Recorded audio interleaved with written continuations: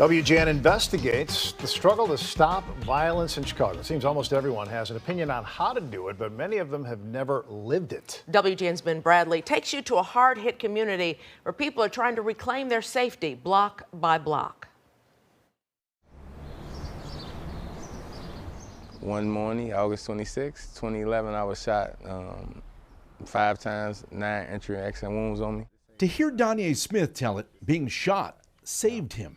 When you that young and you living like you like that, right? You really don't see nothing, a bunch of good things happening, right? So like it made me think that nothing possible, like good could probably happen. Violence intervention specialists from the group Ceasefire visited him in his hospital room and provided the seeds for what would grow into his mental and physical recovery.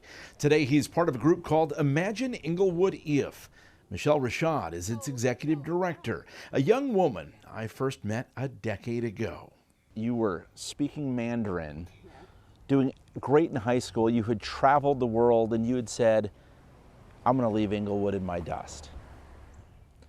But you came home. Why? And I kept saying to myself, okay, but what are you gonna do? What are you gonna do? And so I literally quit my job and I came back to my childhood block, 68th and Wood. What has sprouted here is remarkable. We're on the Peace Campus, which consists of 16 properties, all that once were abandoned homes and vacant lots that have been transformed into spaces of opportunity. There's a large garden, places to play, and plans for more. This will be our multimedia gaming center. Never far from sight are the names of people claimed by violence in the community, which is what brought us here in the first place. Police data show Chicago's victims of violence are increasingly its youngest residents. In 2019, 35 kids aged 17 and younger were shot and killed in the city. The number has risen every year since. It's one of the things that just weighs on me a lot in this work because I've been a young person who had to hear that their friend was shot and killed. Shootings in Chicago are down 10% from last year, but up 19% from where they were before the pandemic. I don't appreciate when I feel like folks think there's just one simple answer or one simple solution for hundreds of people, right? It's multi-layered and requires individual planning and attention and resources. One might say it's block by block. Yeah, house by house, honestly. For some, that means addressing food insecurity. For others, it's mental health help, a job, or a safe place to stay or play. And some just need new role models. The person that you following behind is your same age, right? And he's 12 and he's 13 years old, but he got a gun. You don't have one quite yet, right? But he got one.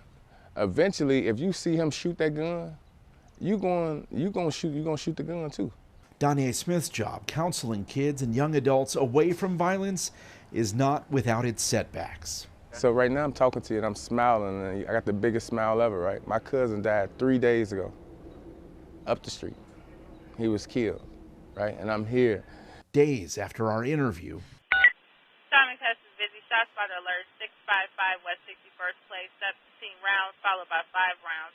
2 people were killed and 3 wounded in a single shooting in Inglewood, making Danye Smith's mission and message all the more important.